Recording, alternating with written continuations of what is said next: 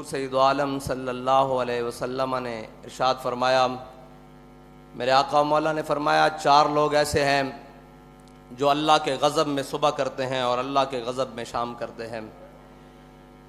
صحابہ نے پوچھا یا رسول اللہ وہ 4 کون سے ہیں؟ میرے آقا مولا صلی اللہ علیہ وسلم نے فرمایا ایک تو وہ مرد ہے جو عورتوں جیسی مشابت اختیار کرے، اور ایک وہ عورت ہے جو مردوں جیسی مشابت اختیار کرے۔ تو وہ اللہ کے غضب میں صبح بھی کرتے ہیں اور اللہ کی ناراضگی میں شام کرتے ہیں۔ اور میرے آقا و مولا صلی اللہ علیہ وسلم نے اپنی زبان مبارکہ سے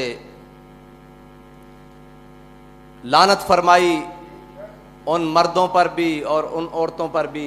میرے آقا و مولا صلی اللہ علیہ وسلم نے فرمایا المشتبہین من الرجال بالنساء، وہ مرد جو عورتوں جیسی صورت اختیار کرتے ہیں اور وہ عورتیں جو مردوں جیسی صورت اختیار کرتے ہیں، اللہ کی ان پر لعنت ہو۔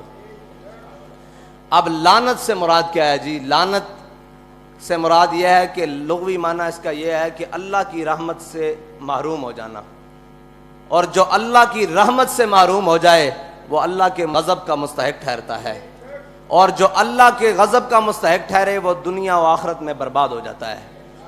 یہ ہے لعنت کا معنی۔ اور میرے آقا و مولا صلی اللہ علیہ وسلم وہ زبان جس کو سب کن کی کنجی کہیں، اس کی نافذ حکومت پہ لاکھوں سلام۔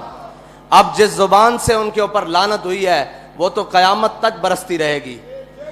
اور لعنت سے مراد آپ کو بتا دیا کہ لعنت سے مراد وہ اللہ کی رحمت سے محروم ہو گئے، اور جس کو میرے آقا و مولا اللہ کی رحمت سے محروم کریں اسے رب کی رحمت دلوانے والا اور کون ہوگا؟ اس کو قیامت تک اللہ کی رحمت کوئی نہیں دلوا سکتا، اور جو اللہ کے غضب کا مستحق ٹھہر جائے میرے آقا و مولا صلی اللہ علیہ وسلم کی زبان مبارکہ سے اسے اللہ کے غضب سے بچا کون سکتا ہے؟ عطائے عرب، جلائے کرب، فیوز عجب، بغیر طلب، یہ رحمت رب ہے کس کے سبب؟ بے رب جہاں تمہارے لیے۔ یہ اللہ کی رحمت ہے ہی حضور کے سبب، اور اللہ کی رحمت کا سب سے بڑا مظہر میرے آقا و مولا صلی اللہ علیہ وسلم کی ذات ہے۔ اب جو میرے آقا و مولا صلی اللہ علیہ وسلم کی زبان مبارکہ سے جن پر لعنت ہوئی ہے، اور وہ کام کر کے کوئی سمجھے میں مسلمان بچ جاؤں گا یا میرا دین بچ جائے گا یا میں اللہ کی رحمت پالوں گا، وہ کبھی بھی نہیں پا سکتا۔ اب رہی بات، پوری دنیا میں ایک ڈھونگ رچایا گیا۔ وہ سب سے پہلے حقوق نسواں پہ ڈھونگ رچایا گیا جی، عورتوں کے حقوق۔ پھر اس کے بعد رچایا گیا جی اقلیتوں کے حقوق۔ پھر اس کے بعد ٹرانسجینڈر کہہ رہے ہیں آج لوگ کہ جناب یہ بہت بڑا مسئلہ بن گیا ہوا ہے۔ بھائی حق وہ ہے جو میرے آقا و مولا صلی اللہ علیہ وسلم کی شریعت انسان کو بھی دیتی ہے، جانور کو بھی دیتی ہے، چوپایوں کو بھی دیتی ہے۔ حقوق ان کے وہی ہیں جو میرے آقا و مولا صلی اللہ علیہ وسلم فرما گئے، اور شریعت سے ہٹ کر کوئی حقوق دینے آئے گا تو پھر اس کا انجام یہی ہوگا کہ عورتوں کو حقوق دینے لگے تو بے حیائی بڑھ گئی۔ بھائی جب عورتوں کو حقوق دینے کی باری آئی تو پھر بے حیائی بڑھائی گئی، عورتوں کو حق نہیں ملا۔ آج بھی کسی جا کے سمجھدار اور کسی بھی شعور رکھنے والے سے جا کر پوچھو، بلکہ شعور رکھنے والی خاتون سے جا کر پوچھو کہ تمہیں تمہارا حق ملا ہے، وہ کہے گی نہیں، میری تصویر اتار کر بورڈوں پر تو لگا دی گئی ہے لیکن مجھے میرا حق نہیں ملا۔ مجھے برہنہ تو کر دیا گیا ہے لیکن میرا حق نہیں ملا۔ مجھے جناب سٹاف تو رکھ لیا گیا ہے آفیسز میں، جناب چائے پلانے کے لیے اور ریسپشن پر سامنے دکھانے کے لیے تو رکھ دیا گیا ہے لیکن میرا حق نہیں ملا۔ یاد رکھنا قیامت تک حق اسی کو ملے گا جو میرے آقا کا فرمان مانے گا، اور جو اس سے علاوہ حق ڈھونڈنے جائے گا پھر کے گلی گلی تباہ، ٹھوکریں سب کی کھائے کیوں، دل کو جو عقل دے خدا پھر تیری گلی سے جائے کیوں۔ حق وہی ہے جو میرے آقا و مولا صلی اللہ علیہ وسلم کے دین نے دیے، جو میرے آقا و مولا صلی اللہ علیہ وسلم کی شریعت نے دی۔ اب آ جائیں اقلیتوں کے حقوق پر۔ جب اقلیتوں کے حقوق کی باری آئی تو صحابہ کرام کے قیادت میں ایک قلعہ جسے میرے آقا و مولا صلی اللہ علیہ وسلم کے غلاموں نے فتح کیا، اور وہ قلعہ جب فتح ہو گیا تو تھوڑی دیر بعد پیچھے سے لشکر کا پیغام آیا کہ یہ ہمیں قلعہ جو ہے نا جسے ہم قلعہ بولتے ہیں، یہ جو قلعہ ہے یہ اس کو دفاعی اعتبار سے چھوڑنا پڑے گا تھوڑی دیر کے لیے. ہم یہاں سے چھوڑ کر آگے جائیں گے فوجیں لے کر. تو وہ جو قلعہ تھا نا وہ عیسائیوں نے جنگ کر کے نہیں مسلمانوں کے حوالے کیا تھا، بلکہ انہوں نے رضاکارانہ طور پر جزیہ قبول کر کے اور کہا تھا ہم جزیہ دیں گے، آپ یہاں آ جائیں، اپنا نظام بنا لیں. تو جب میرے آقا و مولا صلی اللہ علیہ وسلم کے غلاموں نے وہ قلعہ چھوڑنے کی بات کی نا تو انہوں نے کہا جی یہ آپ نے ہمیں پیسے دیے تھے، یہ سونا دیا تھا، یہ چاندی دیے تھے، یہ مال، یہ زر، یہ گھوڑے، یہ استبل، یہ محل، یہ سارا کچھ واپس لے لیں، ہم آپ کی حفاظت نہیں کر سکتے.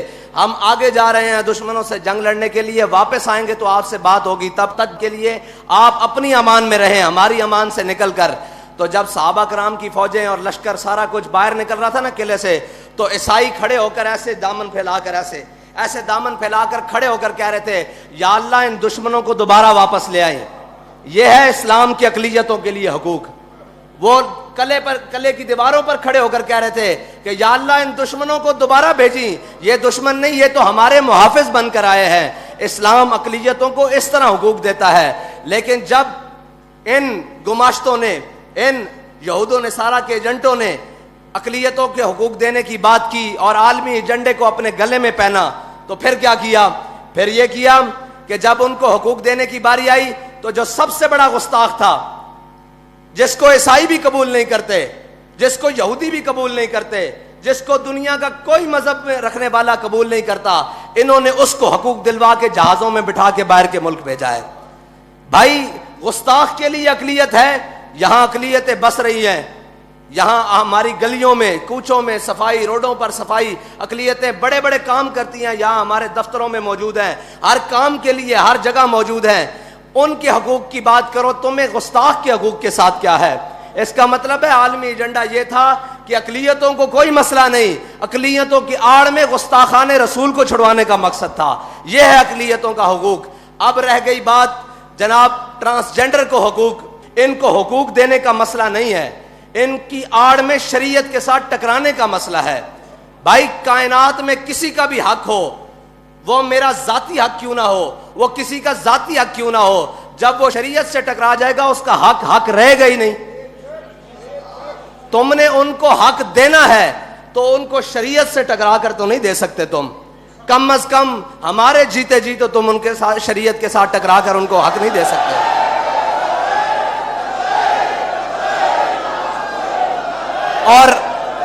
اور وہ حق رہا ہی نہیں جو شریعت سے ٹکرا جائے. اب تو وہ کفر بن گیا ہے جو شریعت سے ٹکرا کر ان کو حق دینے کی بات کرے. اور اس کفر کو جناب بات کرنے کی یا اس کفر کو نافذ کرنے کی بات کرے گا تو پھر اسلام کے سپاہی اس کے سامنے کھڑے ہو جائیں گے انشاءاللہ. اور انشاءاللہ پھر اس طرح کھڑے ہوں گے جس طرح فیض آباد میں کھڑے رہے ختم نبوت کے لیے، اور پھر اس طرح کھڑے رہیں گے جس طرح وزیر آباد میں جناب ناموس رسالت پر پہرا دینے کے لیے کھڑے رہے. خبردار جو شریعت سے ٹکرائے گا. ہمارے بڑوں نے اس ملک میں قربانیاں تمہاری عیاشی کے لیے یا شریعت سے ٹکرانے کے لیے نہیں دی. ہمارے بڑوں نے قربانیاں اس ملک میں اس لیے دی تھیں کہ اس ملک کا نظام لا الہ الا اللہ محمد رسول اللہ کے مطابق چلے گا. اس ملک کا نظام میرے آقا و مولا صلی اللہ علیہ وسلم کے دین کے مطابق چلے گا. اس ملک کا نظام میرے آقا و مولا صلی اللہ علیہ وسلم کی شریعت کے مطابق چلے گا. اللہ تعالیٰ تو انو تے مینو حضور دے دین نال وفا نصیب فرمائے. اور جناب حضور دے دین دی سربلندی واسطے سانو ہمیشہ میدان عمل چ رہن دی توفیق عطا فرمائے. جے اے بل واپس نہ ہویا تو انشاءاللہ پھر اے تا جے گل ہے نا.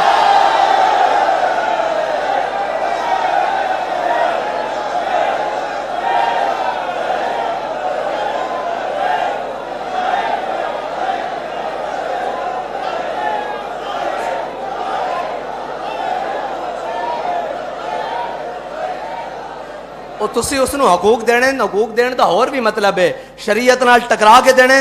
شریعت نال ٹکران تو پہلے تو انو ساڑے نال ٹکرانا پے گا. جدو اسی مک گئے پھر تو جو مرضی دل کرے.